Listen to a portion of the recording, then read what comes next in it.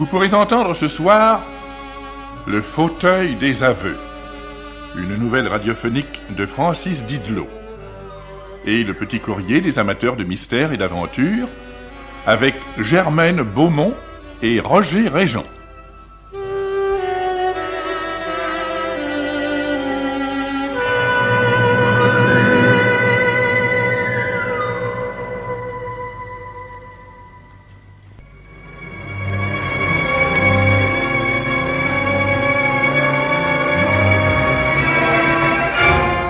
Marcel André, Nelly Delmas et Jean Negroni dans Le fauteuil des aveux, une nouvelle radiophonique de Francis Didlot.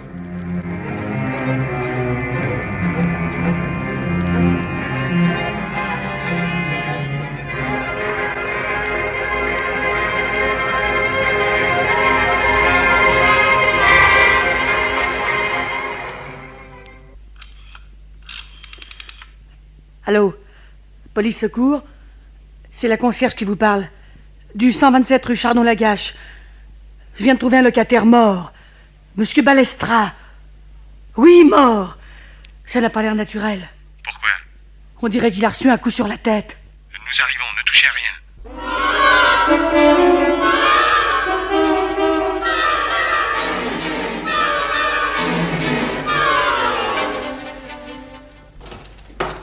Ah, vous voilà enfin.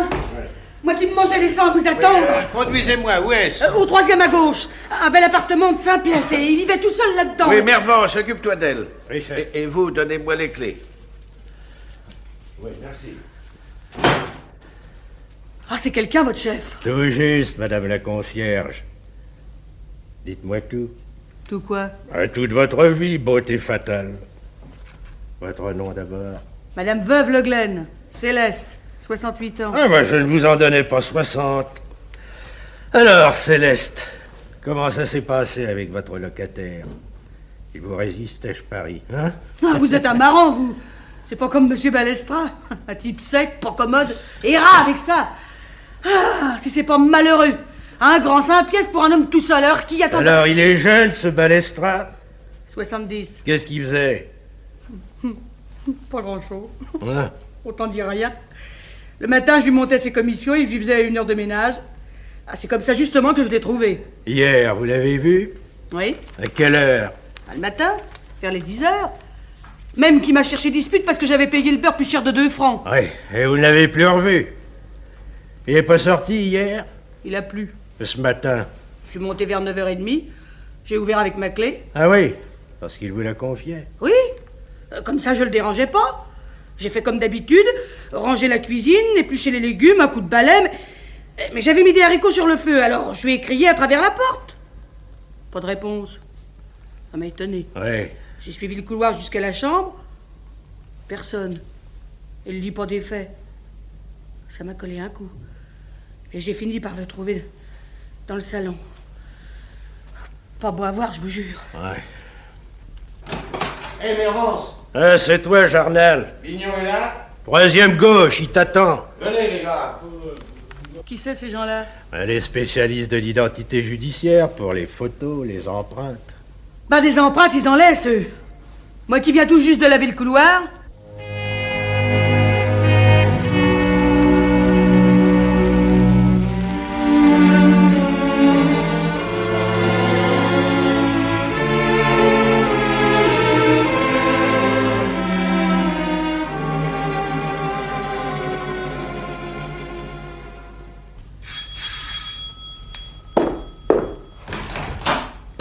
Bonjour, patron. Mervance nous a dit de monter. Oui, venez. Ah, attention, vous mettez vos pieds, Jarnal. Ah oui, je vois. Il y a de la boue, hein. Ah, ça pourra être intéressant. Oui, passe-moi tout l'appartement au peigne fin. Bon. Ah, dis donc, pense au bouton électrique. Oui. Oui, à mon avis, le cours montait hier soir. Pourtant, la lumière était éteinte. Compris, patron. Oui, je te fais confiance, Jarnal. Je rejoins Mervance chez la concierge. Bien, patron. Jette aussi un coup d'œil sur les papiers. Entendu, patron. À tes souhaits. Merci, patron. Ah, dis donc, je t'ai pas demandé. Ta femme va mieux? Non. Elle était souffrante ces jours-ci. Bon, rien de grave, la grippe de saison. Ouais. Allez, je descends.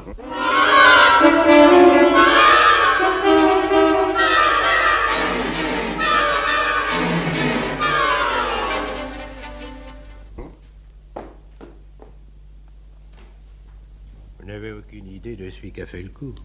Comment voulez-vous? Ouais. M. Balestra voyait personne, ne recevait personne.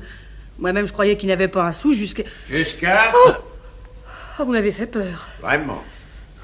C'est pas des façons d'arriver dans le dos des gens sur la pointe des pieds. Alors, Mervance, qu'est-ce que ça donne? Est-ce qu'elle soupçonne quelqu'un? Qui voulez-vous? Où étiez-vous hier, entre 6 et 8? J'ai pas quitté ma loge. Vous en êtes sûr? Madame, je suis pas encore folle. Ah, cherchez bien. Ça serait ennuyeux si c'était moi qui vous en faisais souvenir. Oh, vous êtes obstiné, vous. De votre loge, est-ce que vous voyez toutes les personnes qui entrent ou qui sortent?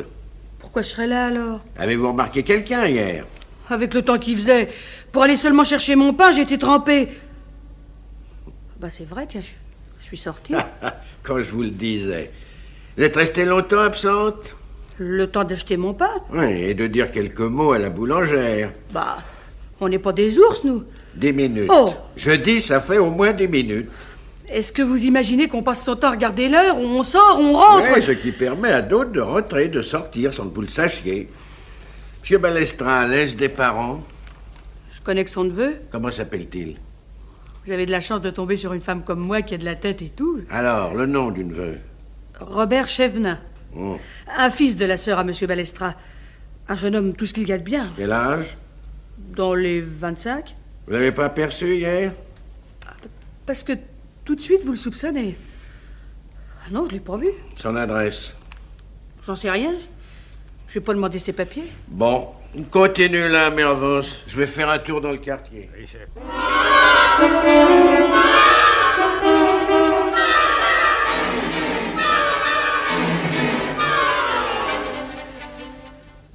Faisons le point, les enfants. Toi d'abord, Mervance. Qu'est-ce que tu as tiré encore de la concierge? Cette vieille merluche, patron, elle ne sait rien. Oui, à moins qu'elle n'en sache trop. À toi, Jarnal. Pas d'empreinte, patron.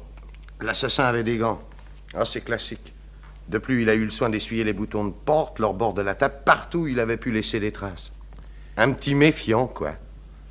Au moment où Balestra a été attaqué, il était assis derrière son bureau. Il a été assommé avec le presse-papier que vous avez remarqué. La mort a dû être instantanée. Oui, sur le presse-papier, des choses intéressantes? Du sang, quelques cheveux. Balestra est tombé en avant. Sa montre a heurté le bureau et s'est arrêtée à 6h20. Et la boue? J'en ai recueilli pas mal. Elle est à l'analyse. Oui. L'épicier voisin a aperçu vers 6h30 un homme qui sortait rapidement de l'immeuble. Il était vêtu d'une gabardine beige, portait un chapeau et dissimulait ses traits. Il était assez grand et s'est perdu dans la foule. Une autre personne l'a vu également, même signalement. C'est sûrement notre bonhomme. Alors, la concierge, patron. Ah, où elle est dans le coup, où elle n'a rien remarqué, ce que je crois d'ailleurs. J'ai mis Blancard, Ledan et Mangiassa sur l'affaire. Ils vont tout ratisser, soyez tranquilles. Vous avez le rapport du médecin? Le docteur Saül, oui, m'a téléphoné. Mort par traumatisme violent ayant défoncé la boîte crânienne. Balestra a été frappé à l'improviste. Il n'a pas pu se défendre. Le docteur a fixé l'heure? Hier soir, entre 5 et 8. Est-ce que tu as examiné les papiers, Jarnal? Oui, des comptes de banque, des relevés de titres. Il faudra voir ça de plus près, mais à première vue, Balestra avait de l'argent. As-tu trouvé un carnet d'adresses? Voilà. Ah, bon, donne. Eh ben, allez, allons-y, Mervance. C'est le neveu, je parie. Oui, oui. Mais patron, vous avez pas besoin de moi? Bah si, bien sûr, mais quoi, ta femme... Oh, j'ai téléphoné, elle va mieux. Bon. Puis je l'ai averti que je rentrerai sans doute pas. Bon, alors... Ah, allez, viens avec nous, mais garde ton rhume.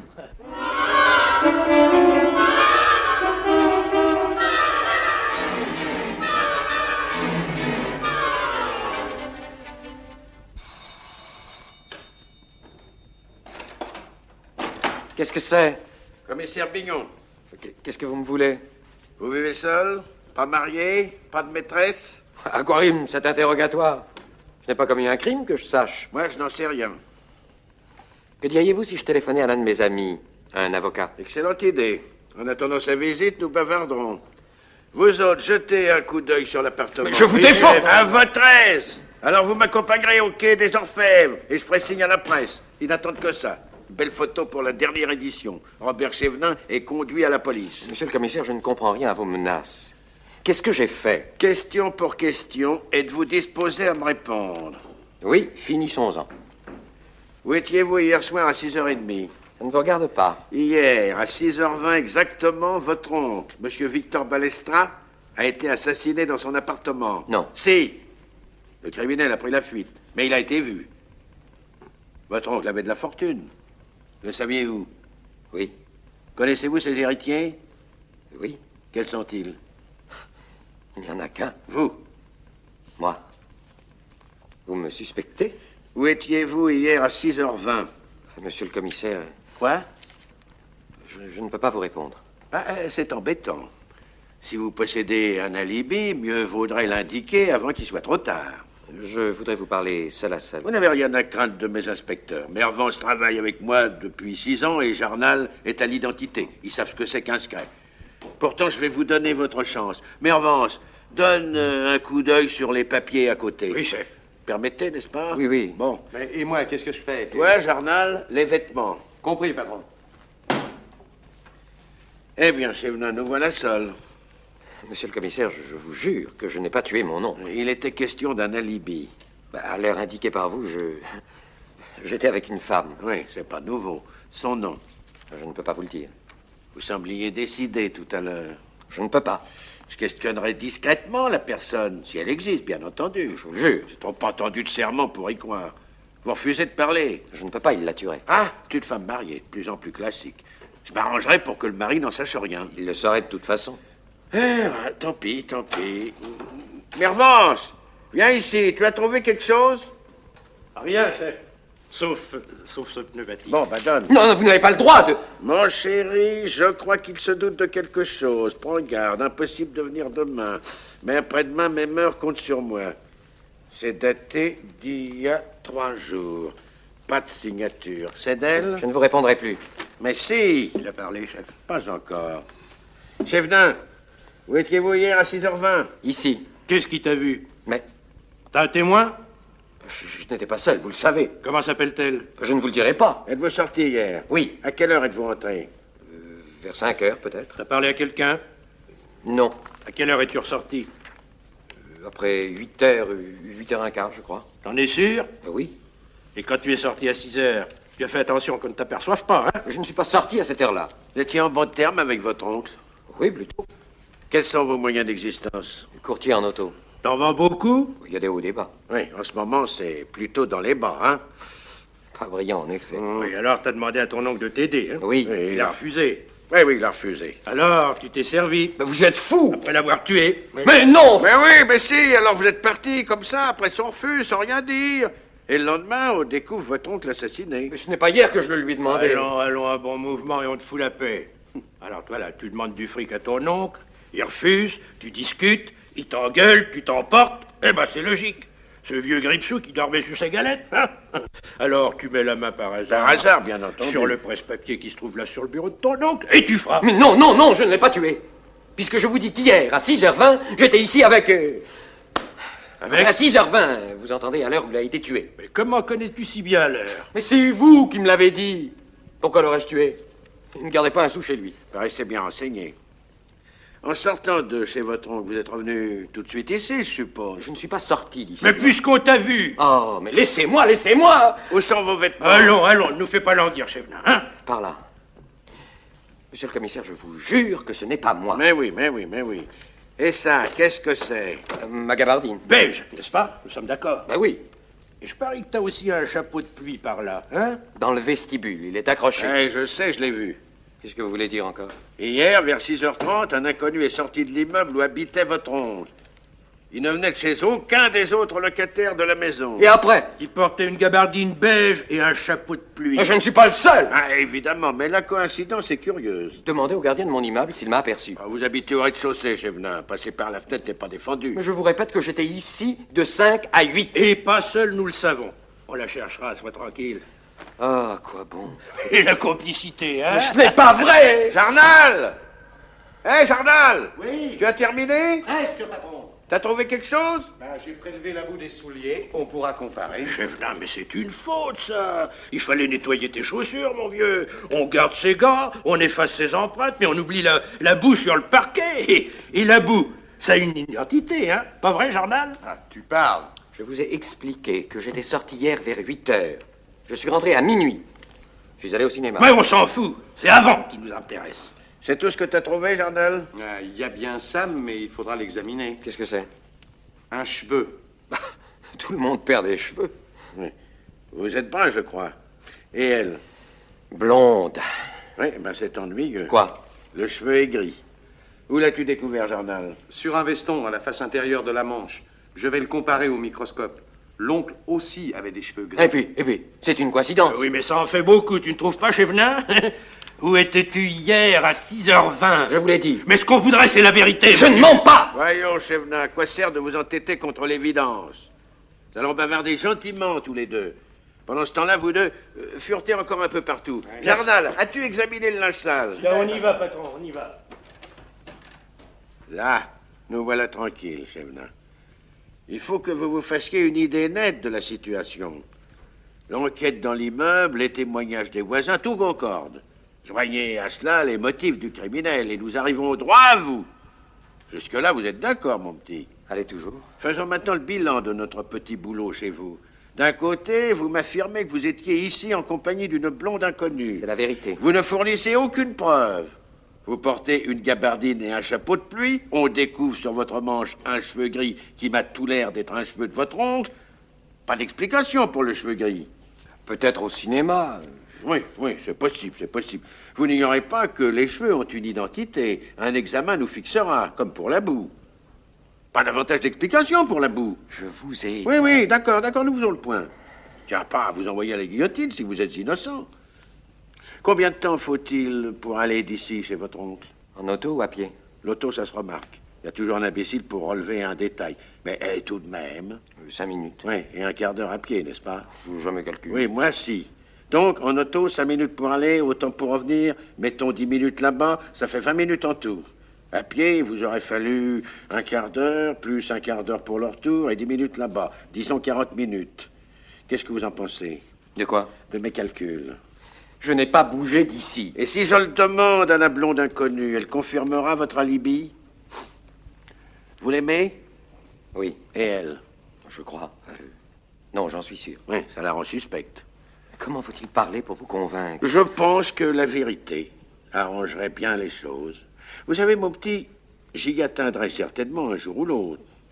Avec un bon avocat, vous vous en tirerez. Il plaidera le coup de colère, l'emportement en face d'un vieillard têtu. Les jurés parisiens n'aiment pas les avares. Je veux pas jouer les prophètes, mais je pense que ça ne vous coûtera pas plus de 2 ans. Si vous avez de beaux états militaires, ça vous aidera. Je suis innocent. Si vous vous obstinez, ça sera plus ardu. Vous indisposerez tout le monde. Le juge d'instruction, le président, les jurés, le procureur général, même votre avocat. C'est innocent, un coupable qui nie contre toute preuve. On le condamne moins pour son crime que pour son acharnement à repousser l'évidence. Cigarette? Merci. Alors, c'est dit? On avoue? Non, 100 fois non! La boue, le cheveu, la gabardine, et on trouvera bien des empreintes malgré les gants. Ça fait moche, les gants. Quelle nouvelle objection essayez-vous de mettre à mon compte? Rien que ce que nous avons établi. Le criminel portait des gants. Eh bien oui, quoi. J'ai des gants. Comme tout le monde. Vous en trouverez 3 ou 4 paires dans l'armoire. Ensuite. Si tu portais des gants pour tuer ton oncle, c'est que tu préméditais ton geste. C'est plus un mouvement de colère, ça devient un assassinat organisé, préparé. Ça se paye beaucoup plus cher. Faut-il donc, pour éviter le pire, que j'avoue un crime que je n'ai pas commis? Il s'agit seulement de ne pas t'égarer. Je connais les jurés, ils sont sensibles à des impondérables. Si lors de ma déposition, je peux leur dire, Chevenin n'est pas un mauvais type, c'est pas un criminel né, il voulait même pas tuer son oncle, simplement lui faire peur. Et puis, le presse-papier brandi lui a échappé. Mais très vite, il a reconnu son acte, il a manifesté des regrets. Alors là, si ton avocat se montre adroit, tu auras le sursis. Monsieur le commissaire, est-ce que vous vous rendez compte? Tu y es allé en voiture ou à pied? Je ne suis pas sorti d'ici, non. Tant pis. Alors donne-moi le nom de la femme qui était avec toi. Jamais. Patron. Patron, j'ai découvert ce mouchoir dans le linge sale. Qu'est-ce que ça a de surprenant, un mouchoir sale? Il y a des taches de sang dessus, comme si on s'était essuyé les doigts avec. Je me suis coupé en me rasant. Et c'est un mouchoir de femme. On en a oublié plus d'un ici. Mervance, quelle initiale sur ce mouchoir? Elle. Elle. Louise? Lucienne? Lise? Léa? Hein? Ça vous dit rien, Chevenin? Non, non. Où est Jarnal? Il est parti, patron. Bon, alors, porte toi-même ce mouchoir au laboratoire, qu'on examine le groupe sanguin. Vous êtes d'accord, Chevenin? Entendu, chef. Si je disais non, qu'est-ce que ça changerait? Oui, bon, bah alors tendez le doigt. Une piqûre, simplement. Comme ça, on saura si c'est vraiment votre sang qui a taché le mouchoir. Faut rien négliger dans la poursuite de la vérité. Là, voilà, c'est fait, c'est parfait. Vous avez fini? Oui, pour l'instant, oui. Partez, que je ne vous revois plus. Ah, c'est ce qui vous trompe. Vous allez venir avec nous. Mais pourquoi? Mais parce que t'as tué ton oncle, voyons, petite tête.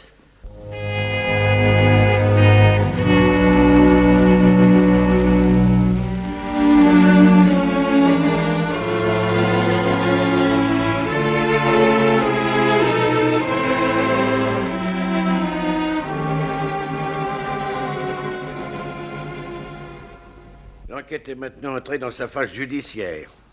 Un des points essentiels sera de vérifier si Robert Chevenin recevait une amie à l'heure du crime. Dans l'affirmative, il aurait difficilement manqué de la mettre au courant, ce qui impliquerait une complicité. Et alors, patron? Chevenin n'en démord pas, il est innocent. Mais ça vaut encore mieux que s'il avait avoué pour se rétracter ensuite et prétendre qu'on l'a passé à tabac. Qui sait? Mais il y a quelque chose qui ne tourne pas, on dirait. Mais ça tombe trop bien, au contraire. Le juge d'instruction est ravi, le procureur se frotte les mains, l'avocat est aux anges. Ça donnera un beau procès et tout le monde sera content. Même Chevenin, patron? Lui, il ne joue pas le jeu. Mais c'est dangereux. Mais après tout, patron, ça ne nous regarde plus. Je ne peux pas m'empêcher d'y penser, si nous nous trompions. Sans blague. Mais qu'est-ce que vous faites de ce qu'on a trouvé? La boule, le cheveu de la victime, le sang sur le mouchoir. Mais c'est du ciment, ça. Le sang, l'examen n'a rien donné. Il n'est pas du même groupe que celui de Balestra. Ah, mais... Mervance, tu es capable de tenir ta langue? Bon, alors on rentre dans l'illégalité, et tant pis pour nous.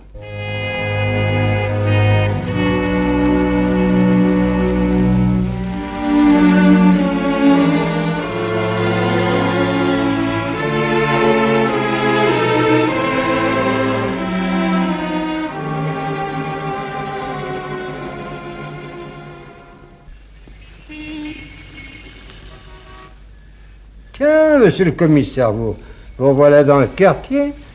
C'est pas pour monsieur Chevenin, je pense. Hein. Pour lui, les carottes sont cuites. Mais j'aurais pourtant quelques questions encore à vous poser. Vous êtes le gardien de l'immeuble où il habitait. Si quelqu'un pouvait l'innocenter, ça serait vous. Vous m'avez déjà questionné plusieurs fois. Et vos inspecteurs aussi. Monsieur Mervance peut le certifier.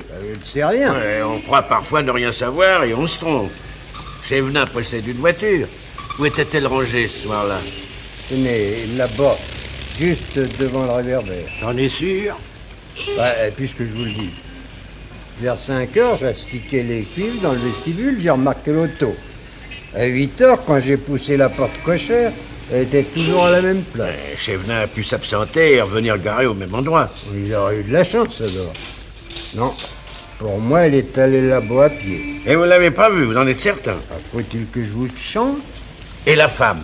Oh là là, vous m'avez interrogé 20 fois à son propos. Eh ben, mais on recommence, mon gars, voilà tout. Je vous ai dit tout ce que je savais d'elle. Jolie? Je crois, mais elle se cachait la figure comme si elle avait peur. Blonde, brune? Blonde. T'as pas regardé par la fenêtre du rez-de-chaussée quand elle était là? Monsieur Chevenin fermait les volets. Tu lui as pas parlé? Si, mais elle a remonté sa fourrure. Ah ben, manquerait plus que la bonne femme porte une voilette, Elle avait pas de voilette, mais elle avait le trac. Est-ce qu'elle venait régulièrement? Non. Depuis longtemps? Pas très. Et avant elle? Oh, il en est passé chez monsieur Chevenin. Et qui ne se cachait pas, elle. Est-ce qu'il y en a eu d'autres en même temps qu'elle? Je ne crois pas. Mais ce jour-là, est-ce qu'elle est venue? Et combien de fois il faudra vous le répéter? Oui, elle est venue. Moi, je l'ai pas vue arriver, mais quand elle est sortie, j'étais dans le couloir. Elle courait. Elle semblait affolée.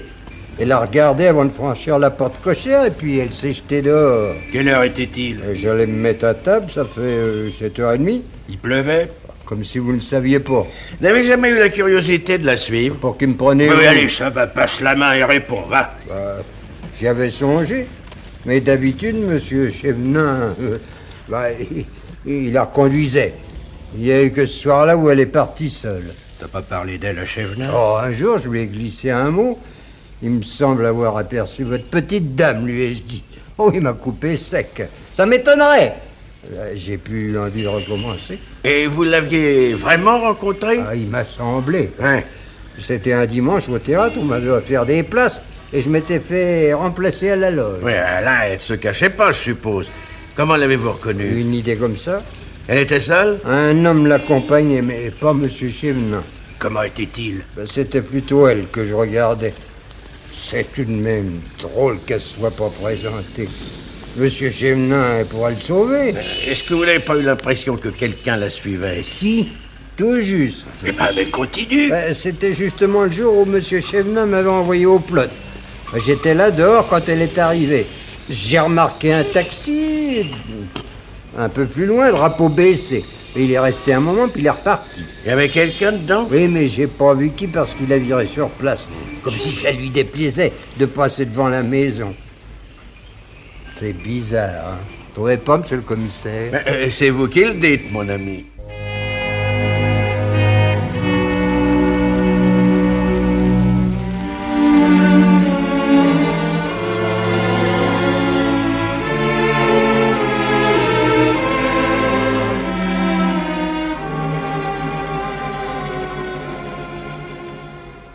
Voyez-vous, patron, pour moi, la femme est au courant.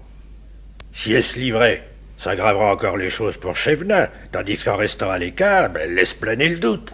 Ça serait pas étonnant même qu'elle ait vu l'avocat de Chevenin et qu'il lui ait conseillé de la boucler. Et ça? Qu'est-ce que c'est? Une lettre arrivée en mon absence. Lis. Monsieur le commissaire Bignon, police judiciaire, 36 quai des Orfèvres. On va dire une écriture de femme. Lis la lettre. Monsieur le commissaire, surtout ne croyez pas avoir affaire à quelque illuminé. Ben, ça commence bien. Robert Chevenin est innocent, je vous le jure.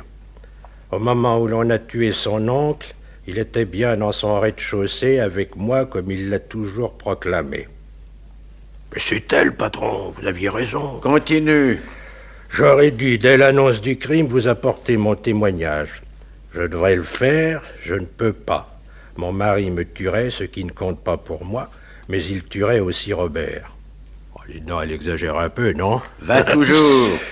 Il serait capable de tout s'il se doutait que je l'ai trompé. Aussi, je vous supplie, monsieur le commissaire, si vous me croyez, et vous me croirez, n'est-ce pas, vous chercherez ailleurs l'assassin de monsieur Balestra, et vous saurez le découvrir, et Robert sera sauvé. Elle a du style, la dame, mais malheureux qu'elle ne signe pas. Il y a un post-scriptum. Surtout, ne divulguez pas cette lettre. Je n'ai confiance qu'en vous seul. Ben de vous à moi, patron, moi aussi je n'ai confiance qu'en vous. Vous avez bouclé Chevenin, donc le coupable, c'est Chevenin. Ah oui. C'est beau, la foi. Eh bien, moi, vois-tu, je donnerais cher pour mettre la main sur cette femme. On vous raconte des bobards. Depuis le début de l'enquête, je n'ai eu qu'un coupable en tête, Chevenin. J'ai peut-être négligé des indices importants. Mais cette lettre, patron, rien ne prouve qu'elle ne soit pas d'une piquée, ce serait pas la première. Compare l'écriture. Et vous avez déjà écrit? Non, mais rappelle-toi le pneu que tu as découvert chez Chevenin. J'en avais fait faire une photo, regarde. Ouais. Mon chéri, je crois qu'il se doute de quelque chose. Et l'autre, monsieur le commissaire, même façon de tracer les jambages des M. La boucle d'air, quant au T, n'en parlons pas, ils sont régulièrement croisés, les dés ouverts à droite. C'est la même personne qui a écrit les deux lettres. Et vous n'avez qu'à demander au laboratoire d'expertiser Non, pour l'instant, on continue dans l'illégalité. C'est une enquête à nous, Mervance. À qui fait-elle confiance, la dame? Eh ben d'accord, patron. Quels sont les ordres? Choisis quelques copains parmi les meilleurs, de ceux qui accepteront de se mouiller avec nous. 1. Reprendre les recherches dans le quartier de Balestra. Cuisiner à nouveau la concierge, ça m'étonnerait pas qu'elle en sache davantage. Qui sait si elle n'a pas un mauvais garçon parmi ses parents. 2. Mettre la main sur le chauffeur du taxi qui aurait permis au mari de suivre la femme. Vraiment, vous pensez qu'il existe, patron? Ne négligeons rien. 3. Battre la semelle dans les environs du bureau de poste 71. Mais pourquoi? Les deux lettres de la femme ont été postées là. Dites, patron, c'est l'aiguille dans la botte de foin, une femme blonde dans le quartier Chaillot. Blonde, jeune, plutôt jolie, en puissance d'époux jaloux. Probablement sans enfant, sinon il y ferait allusion dans sa lettre. Patron, vous allez fort, c'est comme si vous repreniez toute l'enquête. As-tu jamais réfléchi à ce détail? La boue retrouvée chez Balestra et Chevenin est identique. Pourtant, aucune concordance avec les traces relevées dans l'auto de Chevenin. Vous seriez un bon avocat pour l'homme que vous avez arrêté. Ça ne fait que commencer, Mervance. Passe-moi l'annuaire du téléphone. C'est celui des rues. Ah. Prends un plan de Paris. Cherche-moi toutes les rues à proximité du bureau de poste 71. Mais oui, je sais, rue Copernic, rue Boissière, etc., etc.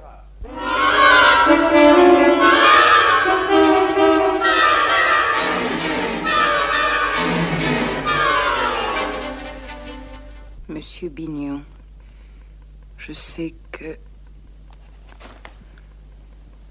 Non, ça ne va pas.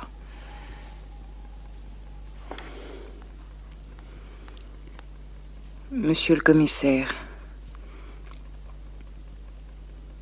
je sais que vous entreprenez une nouvelle enquête. Du fond du cœur, je vous remercie de m'avoir écouté. Mais je comprends aussi que vous me recherchez. Je ne vous échapperai pas. Mieux vaut donc que vous me rencontriez. Je serai demain à 17h au Café du Bois. Venez seul. Et même faites attention qu'on ne vous suive pas.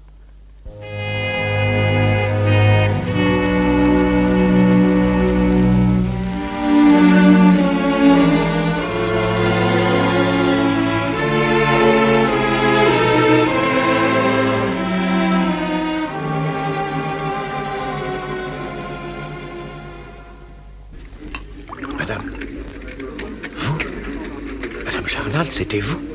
Monsieur le commissaire, êtes-vous certain que nul ne vous a vu? Nous parlerons de cela tout à l'heure. Ainsi, c'est donc vous. Je vous jure que Robert est innocent. Il était avec moi ce jour-là, il ne m'a pas quitté, pas un instant. Vous me croyez? Je serais tenté de vous croire. D'autres peuvent se montrer plus exigeants. D'autres? Le juge d'instruction, par exemple. Vous m'aviez promis... Non, rien, je ne vous ai rien promis.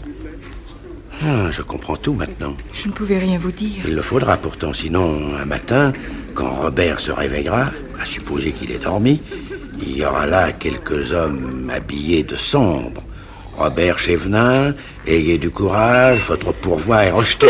Ah, cela se passera de cette façon si vous vous taisez. Mais vous ne saisissez donc pas, mon mari est odieusement jaloux. Que Robert soit acquitté, ce sera pour... Mais mon mari le tuera. Mais tout cela est problématique, tandis que les assises sont une certitude. Et puis, êtes-vous bien certaine que votre mari ignore tout? Justement, je me le demande. Ah. Mais ce serait tellement abominable. La vérité seule compte pour moi, quelle qu'elle soit. Vous entendez, quelle qu'elle soit. Je veux la connaître. Et non la soi-disant vérité des preuves, mais la vraie, celle que je devine, qui se dissimule derrière ces preuves mêmes. Tout a été médité, mis au point, afin que mon enquête aboutisse à Robert. Mais si vous le pensez également? Croyez-vous donc que je m'acharnerais au mépris de toutes les règles si je ne pressentais pas autre chose? Une espèce de mise en scène? Ça n'est pas vrai. Dites-moi que ça n'est pas vrai. Un plan minutieusement ourdi, n'est-ce pas? Ce mouchoir portant l'initiale de votre prénom et que nous avons découvert chez Robert. Quand le lui avez-vous prêté? Jamais je lui en ai prêté un.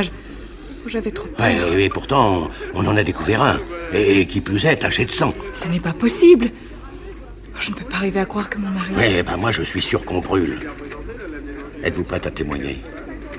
Mon mari saurait. Répondez-moi. Vous avez trouvé quelque chose? Simplement que Robert risque le pire. Alors, êtes-vous prête à témoigner? Vous me protégerez? Je crois que vous n'avez rien à craindre. Si vous m'avez trompé...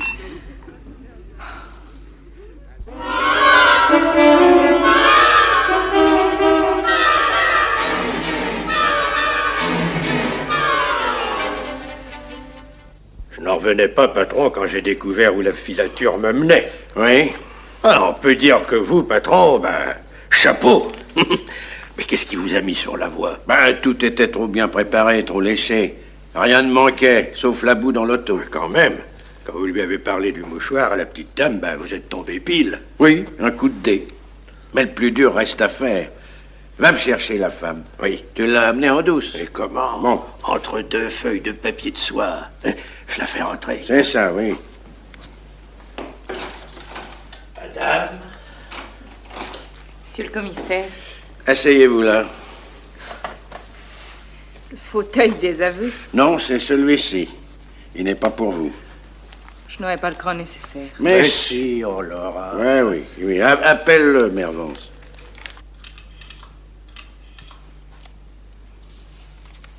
Allô, c'est toi, vieux? Bignon veut te parler. Il arrive. Je ne pourrais pas. Je ne vous demande qu'une chose, la vérité. M'entendez? Et pour cela, répondez oui ou non. Non, non. Pas plus. Aucune explication, pas un mot, sauf oui ou non. Quoi que je vous demande, oui ou non. Oh, je ferai ce que vous voulez. Quoi que je vous demande, même si vous n'êtes pas d'accord, même si ça vous paraît idiot. Mais vous croyez? Si une fois vous répondez autrement que par oui ou par non, je ne garantis rien. Je ferai ce que vous voulez. Patron, vous m'avez demandé... Oui, on entre, Jarnal, oui. Lucille, qu'est-ce que tu fais ici? Mais qu'est-ce que ma femme fait ici, patron? Assieds-toi, Jarnal. Non, pas là, sur le fauteuil. Ah? Ça t'impressionne? Vous voulez rire, patron? Oui, j'imagine que tu as compris le but de cette interview. Pas encore. Mais pourquoi avez-vous convoqué Lucille? Comme témoin. Mais d'abord, une précision. Madame, vous êtes bien la maîtresse de Robert Chevenin. Répondez, madame. Oui. Non, c'est pas vrai. Tu mens, Lucille. Laurent... Je ne vous ai pas questionné, madame. Et vous, Jarnal, inutile de jouer l'étonnement. Vous connaissiez la liaison de votre femme avec Chevenin. Vous l'avez suivi à plusieurs reprises. Le gardien de l'immeuble vous a remarqué. Votre femme elle-même vous a vu. N'est-ce pas, madame? Oui. Vous êtes intelligent, Jarnal, mais vindicatif, sans scrupules et jaloux. Vous avez 20 ans de plus que votre femme. Toutes les conditions réunies pour commettre un crime. Quoi? Mais c'est de la folie, patron. Oui, en effet, il fallait être fou pour assassiner quelqu'un dans le seul but de faire accuser un autre, Chevenin, l'amant de votre femme. Moi, tu es l'oncle de Chevenin, mais enfin, patron, mais vous me connaissez. Tu me connais, Mervance. Moi non plus, Jarnal, j'aurais jamais cru ça de toi. Mais vous savez bien que c'est Chevenin qui a tué son oncle. Vous avez vous-même fait l'enquête. Oui, aidé par vous, Jarnal. Mais vous avez commis des fautes. Les preuves étaient trop belles. Alors je suis allé au-delà. La gabardine beige, par exemple. Est-ce que vous n'en avez pas porté une, jadis, Jarnal? Est-ce qu'elle n'est pas au rencard dans votre chambre de bonne, madame? Oui. Mais ça prouve rien, ça, patron. Les traces, c'est pas moi tout de même qui... Oui, ça peut, pourquoi pas. Vous avez insisté pour m'accompagner lors de la perquisition, c'est Chevenin. Ça vous a permis de truquer les indices, hein? Mais c'est faux! C'est faux! Vraiment. Bah, alors, écoutez bien. Mieux que personne, vous savez que même lavé, une tache de sang est repérable. Or, vous en aviez une goutte sur votre costume, Jarnal. Ce n'est pas vrai! Votre femme l'a lavé le lendemain du crime, n'est-ce pas, madame? Lucille, ne te laisse pas impressionner. Mais tu sais que ce n'est pas vrai. Mais il n'y avait rien. Eh bien, madame Jarnal, y avait-il une tache de sang sur le veston de votre mari? Oui ou non? Oui. Oh, c'est insensé, Lucille.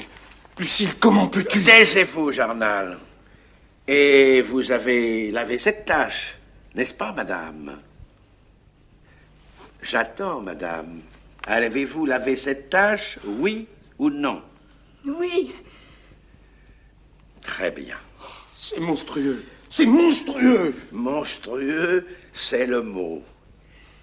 Il n'y avait pas de tache de sang sur le veston de votre mari, madame. Aucune tache de sang. Qu'est-ce que vous dites?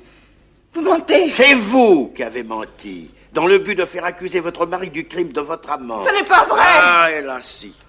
Vous êtes tombé dans le piège que je vous tendais. Le but de cette confrontation n'était pas, comme vous l'avez cru, de confondre votre mari, mais de vous confondre, vous. De vous forcer à vous trahir. C'est chose faite. Vous aviez formé le projet de quitter votre mari et de fuir avec Chevenin, votre amant, de vous refaire une vie nouvelle, loin d'ici, mais il fallait de l'argent. Et c'est pour ça que Chevenin a assassiné le vieillon qui ne se décidait pas à décéder de sa belle mort naturelle. Et c'est pour ça, parce que l'on avait arrêté Chevenin, que vous avez tout fait pour aiguiller mes soupçons vers votre mari, pour me faire croire que c'était lui le coupable par jalousie et qu'il avait faussé l'enquête. Je crains que tu ne me pardonnes jamais, Jarnal. Ce que je viens de te dire ne t'a rien appris, j'en suis sûr. Tu avais fini par le deviner, toi aussi. Oui, patron, oui. Ah, je sais pas comment j'ai vécu depuis que j'ai compris. J'aurais dû tout de suite vous faire part de mes soupçons, mais n'est-ce pas, Lucille, Est-ce que je pouvais la dénoncer? Il ment! Il ment! Il m'a toujours détesté! Il a tout combiné par vengeance! Embarque-la, Mervance! Elle me fatigue! Elle me fatigue! Jarnal, j'ai dit tout à l'heure que tu étais vindicatif. C'est vrai, patron. Et que tu étais sans scrupules. Ça n'est pas vrai. Et je t'en demande pardon. En réalité, c'est moi qui ignore les scrupules. Lorsqu'il s'agit de mettre la main sur la vérité, j'ai plus d'amis, plus de parents, Jarnal. C'est peut-être ce qui rend la bouche si amère, parfois.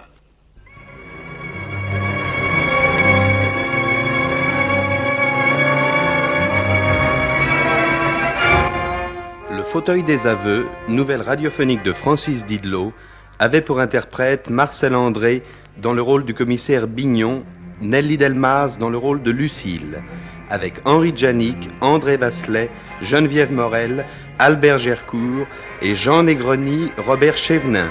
Bruitage Gabriel de Rivage.